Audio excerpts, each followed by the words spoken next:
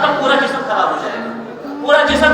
اور دل کا علاج کس کے پاس ملے گا؟ سامنے کرام، اہل علم کے پاس، علماء کرام کی صحبت میں بیٹھنا۔ اور جو جہالت ہے سامنے کرام، اس امت کا پہلا فتنہ، اس امت کا پہلا فتنہ، شیخ الاسلام ابن تیمیہ رحمۃ اللہ علیہ فرماتے ہیں اپنے فتاوی کے اندر، ان کا اس کا مفہوم میں آپ کے سامنے بیان کروں گا کہ سب سے پہلی جو بدعت، جو سب سے پہلی مصیبت اس امت میں آئی تھی وہ خوارج کی تھی۔ اور خوارج کی مصیبت کیا تھی؟ وہ اللہ کے قرآن کو اور احادیث کو سمجھتے تھے جو اللہ کی مراد اور رسول اللہ کی مراد نہیں تھی، اس مراد سے، جس کی بنیاد پر انہوں نے اہل اسلام کا قتل کیا اور اہل اسلام کے ساتھ زیادتی کی۔ تو اس علم کو نہ سیکھنے کے جو نقصانات ہیں کہ علم قیامت کے پہلے جو عذاب اٹھا لے گا، اور پھر باقی کیا رہے گا؟ پیچھے جاہل لوگ بچیں گے، جن سے لوگ سوال کریں گے، دین پوچھیں گے، وہ جواب دیں گے بغیر علم کے، وَضَلُّوا وَعَضَلُّوا، خود بھی گمراہ ہوں گے اور دوسروں کو بھی گمراہ کریں گے۔ اور یہ اس علم کے لیے سامنے کرام ضروری ہے۔ اس سرما کے اندر بھی، اور اکثر سرما کے اندر ہمارے نائب صدر جو حدیث کے ہیں جموں میں تشریف ہوتے ہیں، تشریف آور ہوتے ہیں۔ اگر آپ میں سے کسی سے کہا جائے، ہم میں سے کسی سے کہا جائے کہ دنیا کے ماہر یونیورسٹی سے کسی نے ریسرچر ہے، ایک صلاحیت مند، وہ پڑھ کے آیا باہر کسی یونیورسٹی سے، اس سے استفادے کے لیے، اس کو دیکھنے کے لیے اس وقت کے معاشرے کے اندر جو ہے ایک حرص ہوتا ہے کہ ہمارا بچہ جائے، اس کے پاس کچھ سیکھے۔ ہمارے پاس اس کا دوستان مولانا جب ہوتے ساتھی میں انہوں نے 20 سال تقریباً اس شہر میں تعلیم حاصل کیا، وہاں پر ریسرچ کیا جہاں رسول اللہ صلی اللہ علیہ وسلم نے تعلیم دین کی، صحابہ کرام کو دین سکھایا تھا۔ لیکن کیا ممکن ہے ہمارے اس معاشرے کے نوجوان قافلے کی صورت میں، بلکہ چھٹیوں کا موقع اٹھاتے ہوئے ایسے علماء کے پاس جا کر اپنی روحانی اور اپنے دلوں کی تھوڑی سی تربیت اور اصلاح کرتے تھے؟ کیا ایسا ماحول ہو رہا ہے؟ کانفرنسوں کا انعقاد کرنے کا مقصد ہے عوام کا رشتہ اہل علم جو راسخ ہیں ان سے جوڑا جائے۔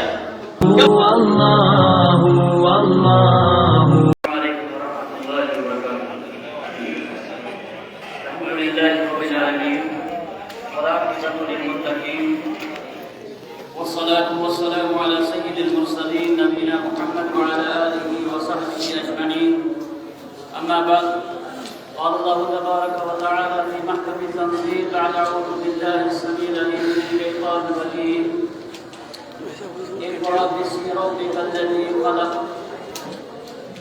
رب اشرح لي صدري ويسر لي أمري واحلل عقدة من لساني يفقهوا قولي، رب زدني علما سبحانك لا علم لنا إلا ما علمتنا إنك أنت العليم الحكيم۔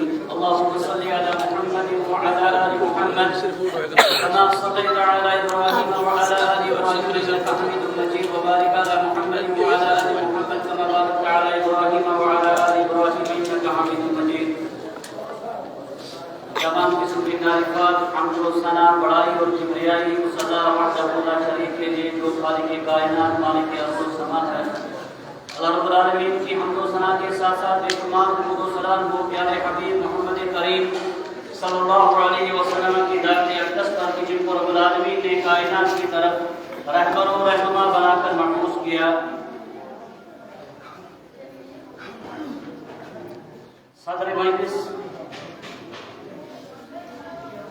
صدر مرکزی جمعیت اہل حدیث جموں و کشمیر استاد محترم پروفیسر غلام محمد بٹ صاحب المدنی حفظہ اللہ، نائب صدر جمعیت اہل حدیث جموں و کشمیر استاد محترم ڈاکٹر عبداللطیف الکندی حفظہ اللہ، اور مفتی عام جمعیت اہل حدیث جموں و کشمیر استاد محترم مفتی محمد یعقوب بابا المدنی حفظہ اللہ، ناظم تبلیغ جمعیت اہل حدیث، ناظم تعمیرات، ضلع صدور، علماء کرام اور معزز سامعین کرام، آج کا جو موضوع تھا جسے آپ صبح سے سماعت کر رہے ہیں وہ ہے فروغ تعلیم۔ اس موضوع کو کتنا آج ہم نے سنا، کتنا سمجھا اور کتنا ہم یاد کر کے یہاں سے گھر لوٹیں گے، وہ ہمارا یہاں اس وقت کا دھیان اور ہماری دلچسپی بتائے گی۔ اور اس کے بعد بھی مقررین یہاں پر آئیں گے، علماء کرام آئیں گے، آج کے دن ہم نے یہاں پر علم کے حوالے سے کیا چیز سیکھی اور یہاں پر کون سے علم کی بات ہو رہی تھی سامنے کرام؟ اس علم کی بات ہو رہی تھی جس کا اس وقت فقدان ہے، جس تعلیم سے دور ہو کر کسی شاعر نے کہا تھا رہی تعلیم مشرق میں نہ مغرب میں رہی غیرت، یہ جتنے پڑھتے جاتے ہیں جہالت بڑھتی جاتی ہے۔ حکومت وقت کی اس وقت کرپشن پر جتنے بھی سخت قانون لگا دے، لیکن جب تک اس انسان کو انسانیت کی تعلیم سے روشناس نہ کیا جائے، ایسی بیماریوں سے اس انسانیت کو بچایا نہیں جا سکتا۔ ڈرگس میں اس وقت مبتلا نوجوانوں کے والدین پریشان ہیں، سکولوں کے اندر بھی حکومتی طور پر بھی ان کے لیے سخت کارروائیوں کی کوشش لیکن ناکام نظر آتے ہیں۔ کیوں؟ کیونکہ اصل چیز، اصل تعلیم جس کی طرف دھیان دینا تھا اس سے بے خبری ہے۔ اور پھر مسلمانوں کو کئی مقامات پر یہ کہا جاتا ہے کہ ان کو اسلام جو ہے تعلیم سے روک رہا ہے، نعوذ باللہ، لڑکیوں کو تعلیم سے روکتے ہیں، بچیوں کو تعلیم سے روکتے ہیں۔ ایسی بات نہیں ہے سامنے کرام دین کے اندر۔ ہمارے اس دین کی ابتدا ہوتی ہے اقرا کے ذریعے سے، پڑھیے پڑھیے، لیکن کون سی تعلیم؟ جو تعلیم جیسا کہ ہمارے فاضل ساتھی دکتور محمود صاحب اس سے پہلے بیان کر رہے تھے، وہ علم جو آپ کو مجبور کرے اس کائنات پر غور و فکر کرنے کے لیے، جو آپ کو مجبور کرے اپنی پہچان کے لیے کہ میں کیوں دنیا کے اندر آیا، خالق اور مخلوق کی پہچان جو علم آپ کو دے سکے۔ کیونکہ آپ نے سنا صبح سے صحابہ کرام مکہ کے اندر سامعین کرام ہر قسم کی برائی کی جس طرح اس وقت ہمارے معاشرے کے اندر پائی جاتی ہے، ایک طرف شرک، بدعت، خرافات اور تمام تر مصیبتیں یہ مکہ کے اندر بھی موجود تھی، لیکن کیا کون سی وہ تعلیم تھی جس نے مکہ میں بھیڑ اور بکریاں چرانے والے اس صحابہ کرام کو دنیا پر خلافت کا وہ تاج دیا تھا؟ وہ تعلیم کی سامعین کرام اقرا والی تعلیم۔ پڑھیے اس تعلیم قرآن کو، پڑھیے احادیث کو۔ اور آج کے اس موضوع کے حوالے سے میں تعلیم کی فضیلت پر نہیں، کیونکہ اس پر جو ہے بیان ہو رہا ہے، صبح سے آپ سن رہے ہیں، میں اس تعلیم کی ضد، کیونکہ عربی میں کہاوت ہے تو رفع الاشیاء بأضدادها، کسی بھی چیز کو آپ نے پہچاننا ہے نا، اس کی اپوزٹ کو آپ لے جاؤ۔ دین کی پہچان آپ کو رات سے زیادہ سمجھ آئے گی، روشنی کو اگر آپ تعریف کرنا چاہیں اندھیرے سے زیادہ آپ اس کو سمجھیں گے، اس کی ضد سے تو جہل، اور اس جہل سے مراد سامعین کرام شرعی علوم سے جہالت، قرآن اور حدیث کی تعلیم سے جہالت، وہ مراد ہے میری۔ ورنہ اس وقت جو تعلیم کے سکولوں کا جو نظام ہے، کالجز یونیورسٹیاں بھری پڑی ہوئی ہیں، لیکن اگر کسی تعلیم میں کمزوری ہے وہ دینی تعلیم ہے، جس کی وجہ سے تربیت نہ ہونے کی وجہ سے اس وجہ تمام تر خرافات معاشرے کے اندر پائی جاتی ہیں۔ تو اس جہالت کے جو نقصانات ہیں سامعین کرام، اس کو جب آپ اگر سمجھیں گے تو انشاءاللہ العزیز اس علم کی فضیلت کو آپ سمجھ جائیں گے۔ ایک عربی کہاوت ہے، عداوت العاقل اقل غرضا من مودۃ الجاہل، اگر عقل مند آپ کا دشمن ہے نا، عقل مند آپ کا دشمن ہے، اس سے آپ کو کم نقصان پہنچے گا بنسبت اگر آپ کا دوست جاہل ہوگا۔ اور مراد شرعی علوم سے، شرعی علوم سے جو جاہل ہے وہ عقل مند دشمن سے آپ کے لیے زیادہ نقصان دہ ثابت ہوگا۔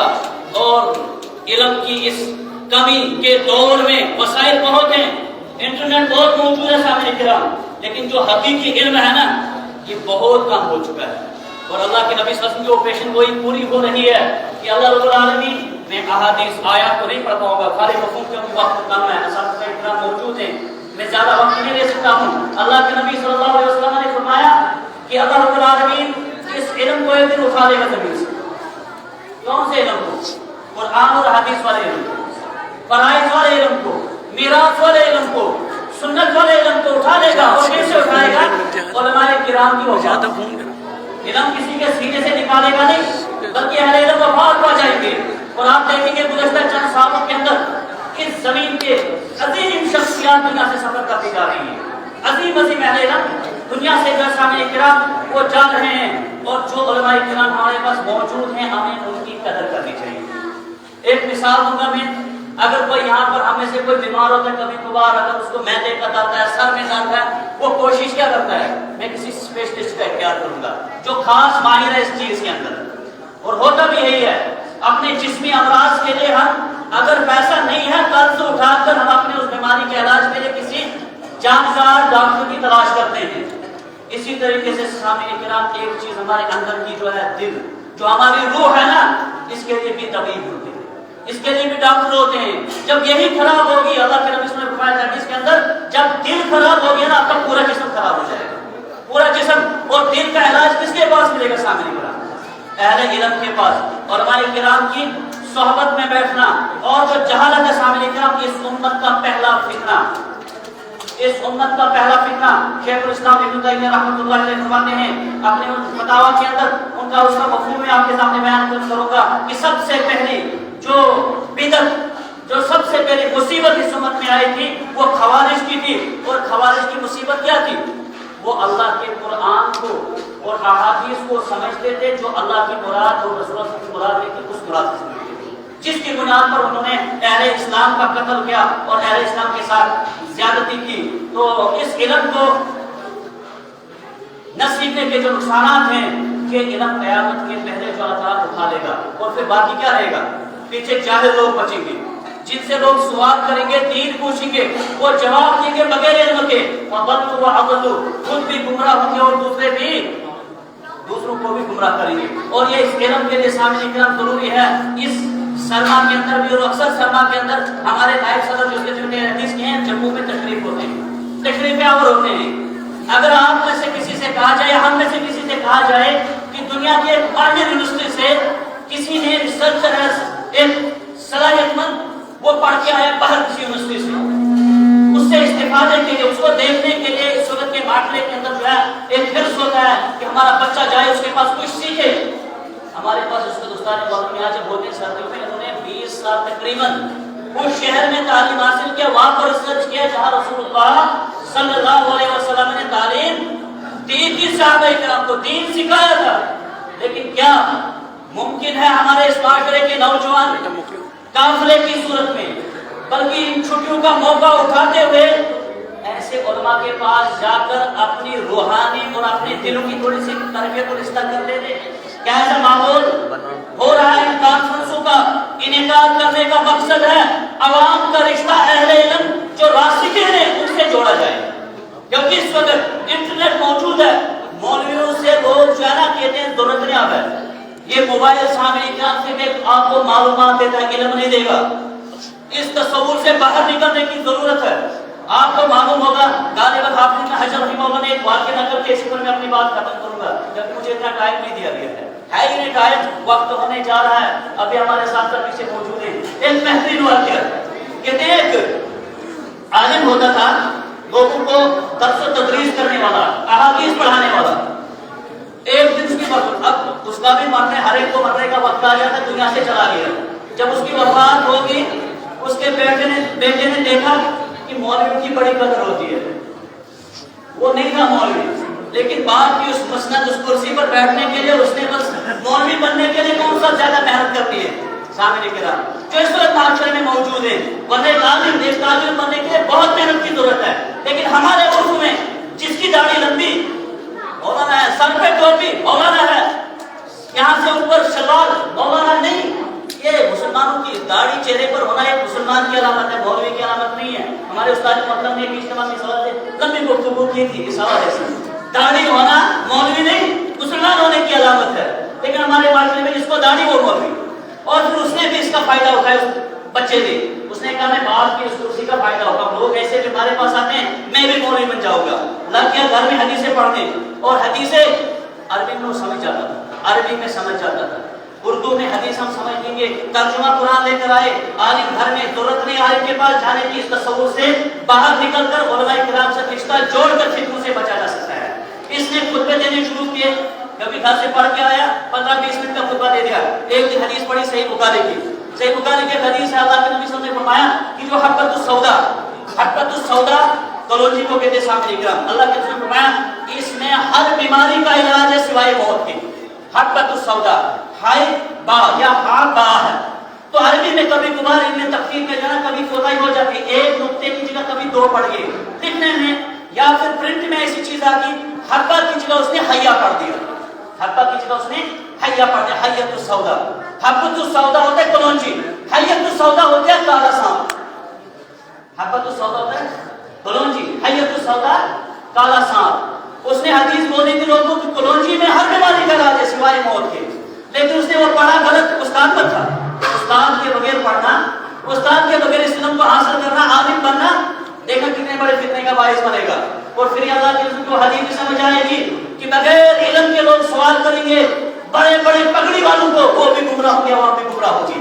اس نے خطبہ دیا، لوگوں سے کہا کہ حبۃ السودا میں تمام، حیۃ السودا میں تمام بیماریوں کے علاج سوائے موت کے۔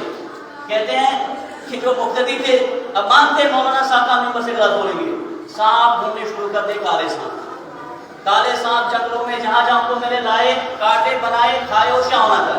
انا للہ و انا الیہ۔ بلکہ بعض کہتے ہیں کہ میرے استاد محترم مدینہ میں ایک نے بالمشابہ کے کام سے سنا، کہا نہیں اس نے خود کیا، ہاں کیوں میں یہ کھا ہوگا تاکہ مجھ سے ساری بیماری ختم ہو جائے۔ کالا سانپ لایا، بنایا، دنیا سے ہی چلا گیا، کیونکہ اس نے علم حاصل کرنے کا جو طریقہ تھا وہ غلط اپنایا۔ اس علم کو سیکھنے کے لیے علماء کرام کی مجلسوں میں بیٹھنا ضروری ہے۔ سامنے اللہ کے رسول کی حدیث ہے، آپ لوگوں نے مجھ سے سنا، نبی صلی اللہ علیہ وسلم نے صحابہ سے کہا، آپ نے مجھ سے سنا، اسی طرح آگے آپ سے سنا جائے گا۔ یہ علم کتابوں سے انٹرنیٹ کے ذریعے سے جب سیکھا جائے گا، اس طرح ایک عربی کا خاص ایک قول ہے، مشہور قول ہے، جس کا استاد اس کی کتاب بھی ہوگی نا، اس کی غلطیاں زیادہ ہوں گی، اس کے صحیح جو کارنامے ہوں گے نا وہ سامعین کرام وہ کم ہوں گے۔ اور پھر اس علم کا جو فقدان ہے، اس علم کی جو کمی ہے سامعین کرام، اسی کی وجہ سے جو ہے نا یہ فتنے اور یہ مصیبتیں اور جو اختلافات جو ہیں یہ جنم لیتے ہیں۔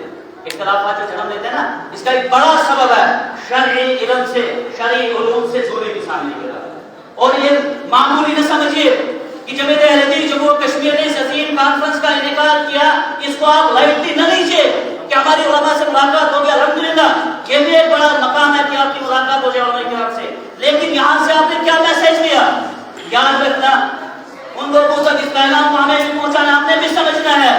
قیامت کے دن مجرمین جہنم میں ایک چیز جس سے ان کو پوچھا جائے گا وہ یہ ہوگی کہ وہ کہیں گے، سورہ ملک کے اندر آیا ہے کہ کاش ہم نے وہاں سنا ہوتا، نسمع ولکن کیا ہم نے وہاں سنا ہوتا، سمجھا ہوتا، آج ہم جہنمیوں میں سے نہ ہوتے۔ جہنمیوں میں سے ایک بڑا سبب، اللہ رب العالمین ہمیں بچائے جہنم سے، تمام اہل اسلام کو توحید کو بچائے جہنم سے، ایک بڑا سبب جہنم میں جانے کا جو سامنے کا ہوتا ہوگا وہ اس چیز سے دوری، اس پر غور و فکر نہیں کیا ہوگا۔